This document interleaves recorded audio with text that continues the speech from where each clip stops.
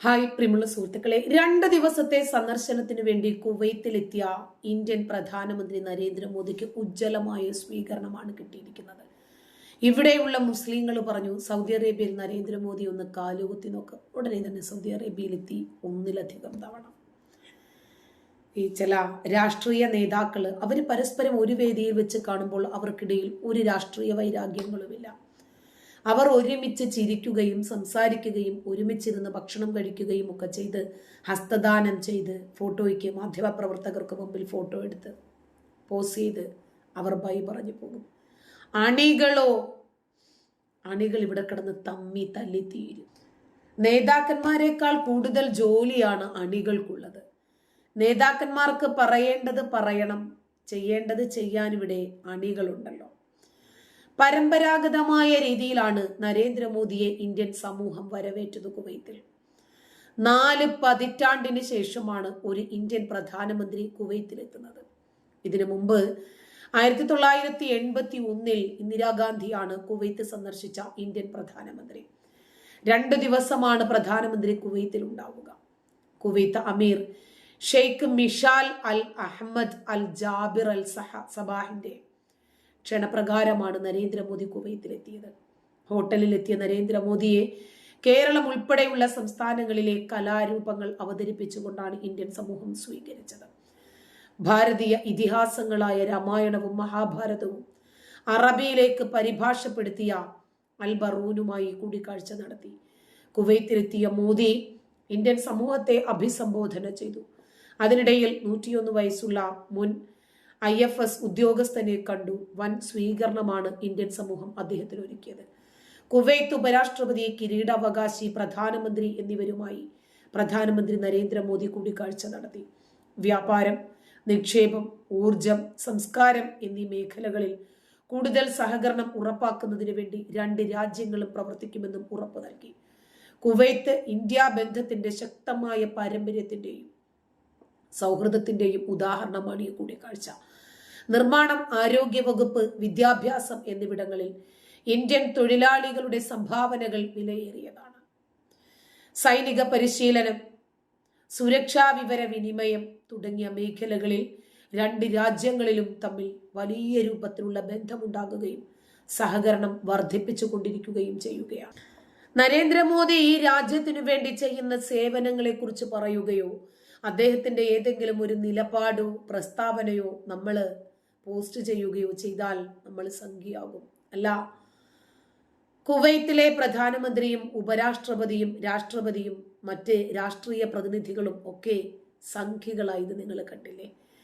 നരേന്ദ്രമോദി ഇന്ത്യക്ക് സമ്മാനിക്കുന്ന സംഭാവനകളെ സംബന്ധിച്ച്, ഈ രാജ്യത്തിന്റെ വളർച്ചയെക്കുറിച്ച് കുവൈത്ത് പറഞ്ഞതൊന്നും നിങ്ങൾ കേട്ടില്ലായിരുന്നു. അങ്ങനെ കുവൈത്തിന്റെ ഭരണാധികാരിയും സംഖ്യയായ വിവരം എന്തേ നിങ്ങൾ അറിയാത്തത്? കുവൈത്തിൽ ഇന്ത്യൻ സമൂഹത്തെ അഭിസംബോധന ചെയ്ത് നരേന്ദ്രമോദി സംസാരിച്ചു. ഷെയ്ഖ് സാദ് അൽ അബ്ദുള്ള ഇൻഡോർ സ്പോർട്സ് കോംപ്ലക്സിൽ സംഘടിപ്പിച്ച ഹലോ മോദി എന്ന പരിപാടിയിൽ നരേന്ദ്രമോദിയെ കാണാനും കേൾക്കാനുമായി 10,000 ഇന്ത്യക്കാരാണ് ഒത്തുകൂടിയത്. കുവൈത്തിലെത്തിയ തനിക്ക് ഇവിടെ ഒരു മിനി ഹിന്ദുസ്ഥാൻ കാണാൻ കഴിഞ്ഞു എന്ന് പ്രധാനമന്ത്രിക്ക് പറയേണ്ടി വന്നെങ്കിൽ എത്ര രൂപത്തിലുള്ള ഊഷ്മളമായ സ്വീകരണവും വേദിയുമായിരിക്കും അദ്ദേഹത്തിന് ലഭിച്ചിരിക്കുക.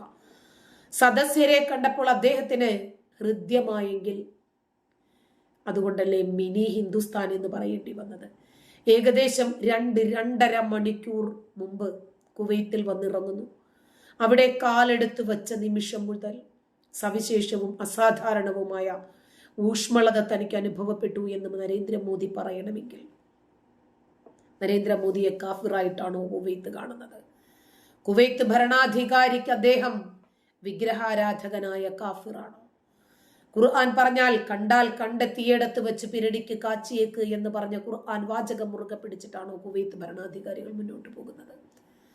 ഒരല്പമെങ്കിലും അമർഷം, വെറുപ്പ് നരേന്ദ്രമോദിയോട് അവർ കാണിച്ചിട്ടില്ല എന്ന് മാത്രമല്ല, അവരുടെ ഉള്ളിൽ വിശ്വാസി, കാഫിർ, സ്വർഗം, നരകം ഇതൊന്നുമല്ല. 2 രാജ്യങ്ങൾ തമ്മിലുള്ള ഊഷ്മളമായ ബന്ധം മാത്രമാണ്. അപ്പൊ അത് പറഞ്ഞുകൊണ്ട് നടക്കുന്നത് ആരാണ് എന്ന് ചിന്തിച്ചാൽ മതി.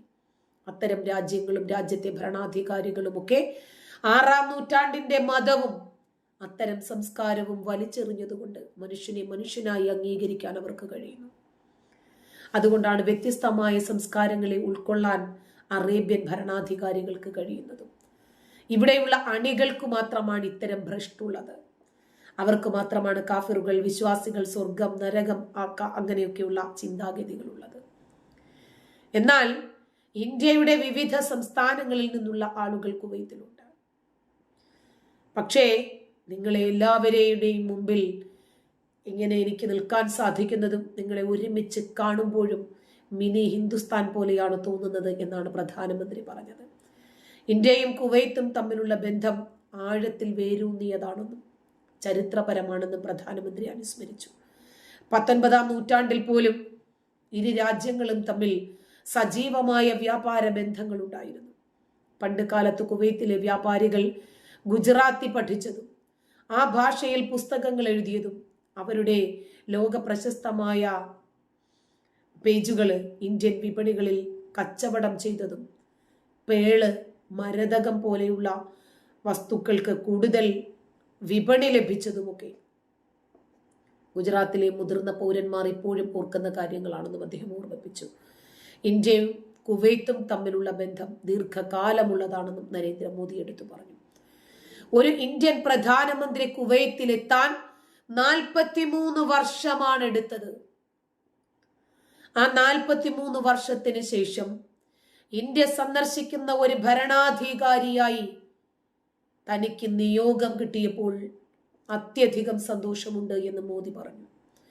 കുവൈത്തിലുള്ള ആളുകൾക്ക് ഇന്ത്യയിലേക്ക് വരാൻ 4 മണിക്കൂർ മതി. എന്നാൽ ഒരു ഇന്ത്യൻ പ്രധാനമന്ത്രി കുവൈത്തിലെത്താൻ 4 ദശാബ്ദങ്ങളാണ് വേണ്ടി വന്നത്. അതുകൊണ്ട് ഇന്ന് ഈ നിമിഷം വ്യക്തിപരമായി തനിക്ക് ഏറെ സവിശേഷതയുള്ളതാണ് എന്നാണ് പ്രധാനമന്ത്രി പറഞ്ഞത്. പ്രധാനമന്ത്രി ഇന്ദിരാഗാന്ധിക്ക് ശേഷം കുവൈത്തിലെത്തുന്ന ആദ്യ ഇന്ത്യൻ പ്രധാനമന്ത്രിയാണ് നരേന്ദ്രമോദി.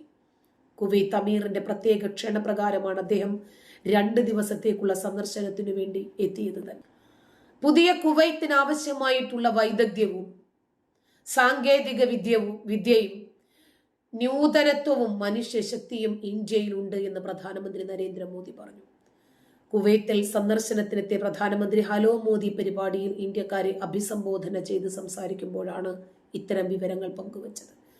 ഇന്ത്യയും കുവൈത്തും ഹൃദയങ്ങളുമായി ബന്ധപ്പെട്ടിരിക്കുന്നു എന്നും നരേന്ദ്രമോദി ഓർമ്മിപ്പിച്ചു. ഇന്ത്യയും കുവൈത്തും സ്ഥിതി ചെയ്യുന്നത് അറബിക്കടലിന്റെ 2 തീരങ്ങളിലാണ്. നയതന്ത്രം മാത്രമല്ല നമ്മെ ബന്ധിപ്പിക്കുന്നത്, അത് ഹൃദയത്തിന്റെ ബന്ധമാണ്. നാഗരികത, കടൽ, സ്നേഹം, വ്യാപാരം, വാണിജ്യം എന്നിവയുടേതാണ്. 2 രാജ്യങ്ങളും തമ്മിലുള്ള ബന്ധം ഊഷ്മളമാണ് എന്നും അതിലൂടെയാണ് 2 രാജ്യങ്ങളും തമ്മിൽ ഇന്നും ഈ ബന്ധം നിലനിൽക്കുന്നതെന്നും നരേന്ദ്രമോദി പറഞ്ഞു. കുവൈത്ത് വ്യാപാരത്തിലൂടെയും നവീകരണത്തിലൂടെയും ചലനാത്മകമായ സമ്പദ് വ്യവസ്ഥ ഉണ്ടാക്കാൻ ആഗ്രഹിക്കുന്നുണ്ട്. ഇന്ത്യയും നവീകരണത്തിലും സമ്പദ് വ്യവസ്ഥയെ ശക്തിപ്പെടുത്തുന്നതിലും ശ്രദ്ധ കേന്ദ്രീകരിക്കുന്നു. പുതിയ കുവൈത്തിന് ആവശ്യമായിട്ടുള്ള വൈദഗ്ധ്യവും സാങ്കേതിക വിദ്യയും നവീകരണത്വവും മനുഷ്യശക്തിയും ഇന്ത്യക്കുണ്ട് എന്നും നരേന്ദ്രമോദി പറഞ്ഞു. നന്ദി.